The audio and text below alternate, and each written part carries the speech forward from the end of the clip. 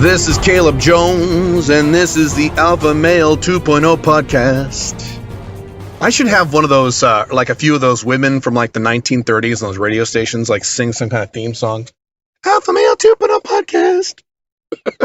Get laid and get paid. Something like that. I don't know. Who the fuck knows?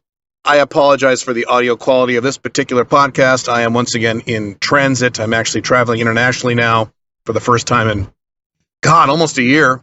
Going to the United Arab Emirates. But anyway, this is one of those podcasts where I don't have an outline. I'm just going to speak extemporaneously about a few things. So the first thing is, maybe this is the only thing I'll talk about in this podcast. We'll see how this goes. It's kind of a winding road. You don't know where you'll end up. I will get guys, when I talk about the collapsing West, United States collapsing, Canada collapsing, Europe collapsing, blah, blah, blah, blah, blah. I will get some guys who say things like, well, Caleb, did you consider this? And they'll pull out some factoid about whatever country they're talking about, usually their country, the country in which they live, their collapsing Western country. And they'll say, what about this? I mean, maybe America is collapsing, but what about this? See, what about this? See, that means maybe it won't collapse. Maybe you'll be wrong.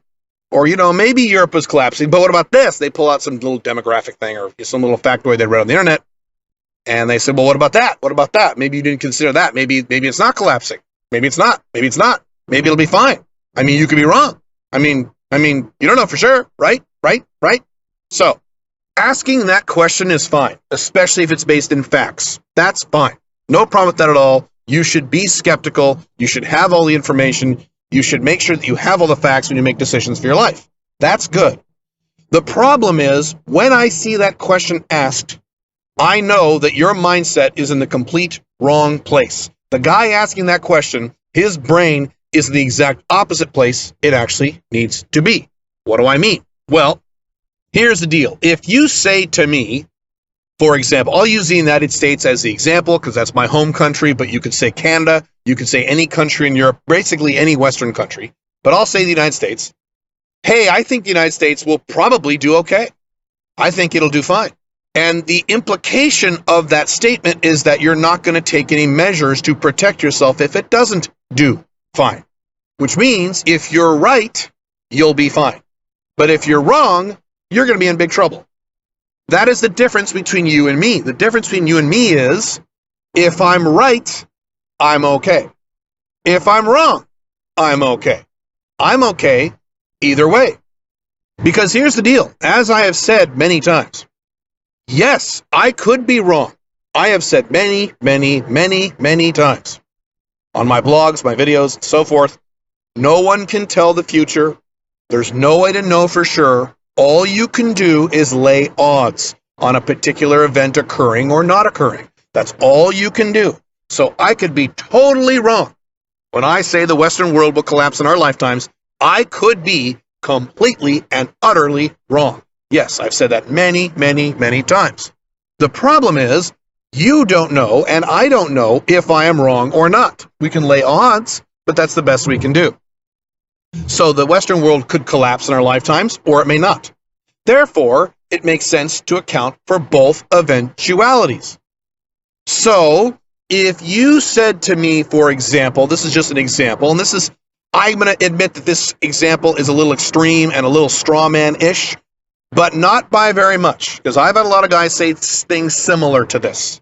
If you said to me, Caleb, I think the United States is going to do just fine, or Canada, or Europe, but again, I'm going to use the U.S. Use your own country in place of that if you don't live in the U.S. I think the United States is going to do just fine. I think we're going through some trouble right now, but we've had trouble before, and we pulled through it, and I think the United States is going to come back better than ever. Therefore, Caleb, I am going to stay in the United States forever. I'm going to marry an American woman, have some American kids. I'm going to go get an American job at an American company and live in an American city and rely completely on this American company, or I'm going to start my own traditional location-dependent business in an American city selling to Americans. I'm going to keep all my savings in American dollars. I'm going to put all my investments in the American stock market, and I'll be just fine. Now, if you do that, as I said, if America turns out to be, quote, just fine, and I'm wrong, and it never collapses, and it does just fine over the next 20, 30, 40, 50, 100 years, not going to happen, but okay, let's say it does. Let's say I'm wrong, because I could be wrong. Great, you'll be fine. you'll be great. No problem. If America collapses, you're going to be fucked. And you're going to be fucked in ways that you don't even comprehend right now. Because this generation of Westerners, particularly Americans, has never experienced a major problem. What are you talking about? What a coronavirus? No. That's nothing. You have never experienced a real war, a world war. You've never experienced this. You have never experienced a depression, not a recession, a depression. You have never experienced catastrophically bad problems that affected you directly on a mass scale in your country. Neither have I. Our generation has been lucky that way. We have not experienced these things yet. I think they're coming, but we haven't experienced them yet. So you have no idea how fucked you are going to be if that describes your lifestyle. I've talked about this before. The guy that is completely fucked long term is the typical traditional beta male who plugs his entire life into the Western economic system. He gets traditionally married, legally married. He has kids. He lives in an American city. All of his investments are in a 401k or the American stock market or an IRA. What savings he has, if he has any, is in American dollars. He's got a shitload of debt. He's got a job or a location-dependent business. That guy is so fucked, he doesn't realize how fucked he is. Even if he's not fucked yet, he'll be fucked later when the Western world or when the United States collapses. So that's you, hypothetically, if you're making that argument. If America does fine, you'll do fine. If America does badly, you're going to be fucked. Not that you'll do badly. You're going to be fucked. Oh, you're going to be fucked. Now, let's compare that to me. I have developed a lifestyle, Alpha Male 2.0, plus a little 5 flags, where I am covered and I'm okay either way. If America booms economically in a good way, that would be great for me after I move out of the country in February. That would be awesome. Matter of fact, that would be the best case scenario. The best case scenario is for me to move out of the country, drop my taxes down to single-digit percentage points at my high level of income, and then America does economically fantastic and I sell a bunch of stuff to America. Oh my God, that'd be great. So if America does well, I will do well. If America collapses, I will also do well. I'm covered either way. I've covered both bases because I'm being intelligent. You see the difference? Therefore, if you say, but Kayla, what about this one factor over here? Maybe America won't collapse. That question demonstrates to me that you are looking for a reason to not do anything. You are looking for a reason to just stay where you are and just continue as normal and cross your fingers and hope that your European country or American or Canadian country is going to do just fine. That's where that question is coming from. I know that if you're asking these kinds of questions or you're making these kinds of objections, but Caleb, what about this? But Caleb, what about that? But Caleb, what about this demographic thing in Germany? Maybe Germany will do fine. But Caleb, what about the banking system in Canada? But Caleb, what about the Norwegian sovereign oil fund?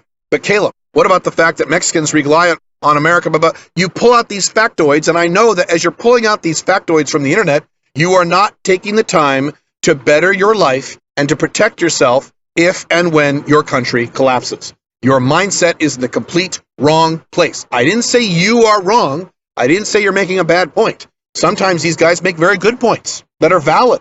Doesn't matter. Their mindset is all wrong. And their mindset is wrong because they're just going to flip a coin. If their country does well, they'll do fine. If their country collapses, they're going to be fucked. I don't want to be fucked. Unless it's by a young blonde woman with big tits. I don't want to be fucked. I want to have a long-term happy life. That's what I teach. Long-term happiness. And the only way to maintain long-term happiness is to account for possible future catastrophes. And if you don't do that, you're being stupid. So the question is not, will my collapsing Western country collapse? Will it or won't it? Will Caleb be right or Caleb be wrong? That is not the question to ask. The question to ask yourself is, it's a two-part question. Will my Western nation where I live now collapse in my lifetime? And is the probability of this collapse more than about 10 to 15%?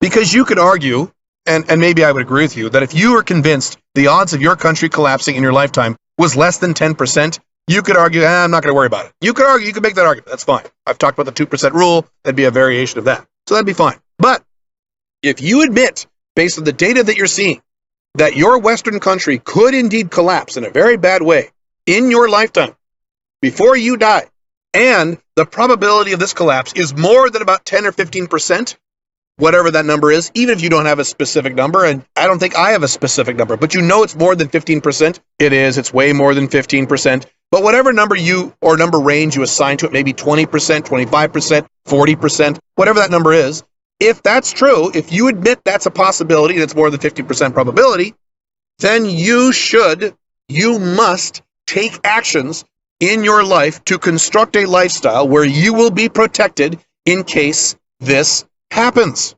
And if you don't do that, if you instead make a bunch of excuses about these factual minutiae you find on the internet or you find on Wikipedia about your country and say, well, maybe that will save us, you're going to be fucked, and you are behaving stupidly. And I mean that literally. You are behaving like a moron if you admit that the collapse probability of your country is more than 15% and you don't do anything about it because you're busy making excuses or crossing your fingers hoping everything will be fine. That's fucking dumb. You don't want to do that, you moron. The only scenario under which you wouldn't do that is if you are very, very, very wealthy. You have hundreds of millions of dollars. You were born rich. Maybe you could argue in that scenario you might be fine, and maybe you'd be right. Other than that, I'm certainly not in that category. I doubt you're in that category. You're going to have to take steps. Now, that doesn't mean you have to move out of the country, although that would be ideal. I know that most people in my audience are never going to move out of their countries. I understand that. I've said that many times. I did a video on YouTube a while back called The 6 Things You Need to Do if you want to stay in your collapsing Western country, and I cover 6 items. If you don't move out of your country, that's fine, but you've got to do those 6 things. Let's see if I can remember the 6 things really quick. Let's see. You have to have your own business. Can't have a job. You have to have location-independent income. You have to have investments that are dollar-resistant and government-resistant. You cannot live inside or near a big city. You need to be out in the outer suburbs or the rural area. That's 4 items. Let's see. Can I remember the last 2? I don't remember the last 2. Maybe they'll come to my brain as I talk later. But you can go on my YouTube channel and just pull that up, the 6 things you need to do to stay in your Western country. And I go through all 6 of those things there. I have a feeling, though, if you're making these excuses about, well, maybe my country won't collapse, maybe it'll be fine. I have a feeling you're not doing any of those 6 things. Or, in many cases, you've done one of them. 1 or 2, and I mentioned that on that video. I will get these guys say, well, I'll be fine because I live on a farm. Do you have your own business? No. Do you have location-independent income? No. Do you have money invested in the stock market and 401k? Yeah. I mean, it's all the wrong shit. You need to do all 6 of those things. Or guys who say, oh, I'll be okay because I have my gun and my bullets and I have a lot of Bitcoin. Do you live in a city? Yes. Do you have a job? Yes. So no, it's not that you do 1 or 2 of those 6 things. You do all 6 of those things or move out of the country. And again, if you admit that the odds of your country collapsing in your lifetime is more than 15%, and you don't do those things, you're being dumb. There's no other way for me to say it. Therefore, these excuses are not super relevant. It's not about whether or not Caleb is right or Caleb is wrong. It's not about that. It's about what are the probabilities your country will collapse in your lifetime, and are you taking steps to protect yourself? And hey, I'm an individualist. I'm an individualism absolutist, almost. Not quite, but almost. You can't violate someone else's person or property, but other than that, you can do whatever you want. So if you choose to take no steps whatsoever to protect yourself in the future against Western collapse, that's fine. That's your deal. I don't care. I'm going to be covered either way, so I don't care. I literally don't care. I'm outcome independent, so you can do whatever you want. I don't have a political view about this. I have strong opinions about what I should do. I have near zero opinion about what other human beings should do. I don't care. You do whatever you want. Just be aware of the mindset that your questions are creating. One of the great things and terrible things about my audience is that my audience skews more intelligent. My audience definitely skews toward the higher IQ points. And that's great. I like having an intelligent audience. That's wonderful. The bad thing about that is that when you are smarter, you are more of a nitpicker, and you're more of a researcher, and you're more of a fact finder, and you're not into taking action, and you're into nitpicking arguments and looking at every little piece and aspect instead of getting off your ass and getting into the real world and taking action.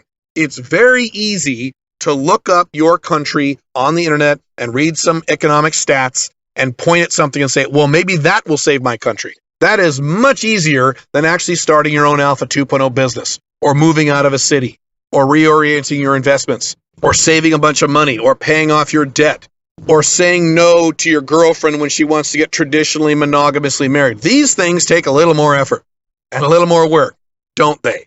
So they're harder to do. It's easier to sit there and point and make excuses. Well, maybe my country will be fine because of X, Y, and Z. And to repeat, maybe your country will be fine.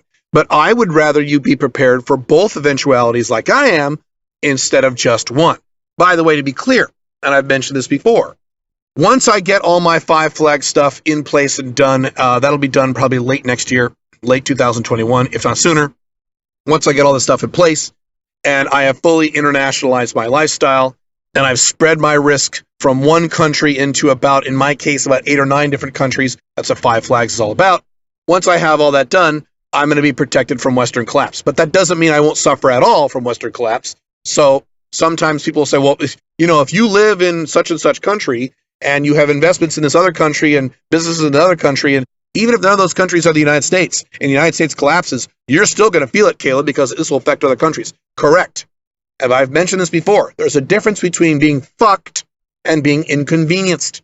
If you remain in your collapsing Western nation and don't take any of my advice, and the nation collapses, you're going to be fucked. I will be inconvenienced. If the Western world collapses, or Europe collapses, or Canada collapses, or America collapses, what have you, yes, I will see some numbers change on a profit and loss statement from one of my companies or one or two of my companies. That's true. And I will look at it and say, God damn it, fuck. And I'll kind of, walk around the house a little pissed off for a few hours, but I'll be fine. There will be no change in my lifestyle whatsoever. There will be no change in my day-to-day life. There will be no change in my sex life. There will be no change in my net worth. Matter of fact, my net worth may actually increase when these things happen because I have a lot of investments that are poised to benefit if and when certain countries collapse, and on and on and on and on. I will be just fine. I'll be inconvenienced. There will be certain things I'll have to do. I'll have to rejigger my staff a little bit. I'll have to rejigger some of my business operations. I have an entire plan for this. I have an entire step-by-step plan for what to do in my companies if the United States / Western world collapses, so I'll know exactly what to do, but my lifestyle will remain the same. Is that true of you? Or is that true of that, hypothetical guy who does everything American? All of his investments are in the stock market, in American dollars, living in an American city. Oh my God, that guy is fucked. So there's the difference. It's not about, will I be perfect and will you be perfect? It'll be, you'll be fucked and I will be inconvenienced. I'd rather be inconvenienced. I don't know about you, but that's my druthers. To use an outdated word, I think that's a British word. A core part of Alpha Male 2.0 is to not only survive what is coming, but to benefit from what is coming. And that's the next level beyond this topic in this podcast, is not only to be fine if the West or when the West collapses, but also to benefit if the West or when the West collapses. To benefit from this. I have in many ways this year, 2020, benefited from this COVID-19 crisis, from these recessions and lockdowns and things like that. I have benefited in several different respects. Some of my investments have done very, very well. My gold investments are up literally 49%. I just looked at the numbers the other day. Fantastic. In my business life, my Alpha 2.0 business has gotten a lot of new customers and a lot of new eyeballs because of this type of thing. Since I talk about Western collapses, I talk about location, independent income, and things of that nature. So I'm benefiting right now, whereas a lot of people can't even pay their rent. I'm benefiting. Why? Because I constructed a lifestyle to benefit from these problems. I've been talking about the next recession / depression for many, many years on my blogs, particularly the Caleb Jones blog. And so I was poised to benefit from all this stuff because I learned from 2008, that recession, which hit me in the head hard. After 2008, I recovered from that. I said, okay, never again.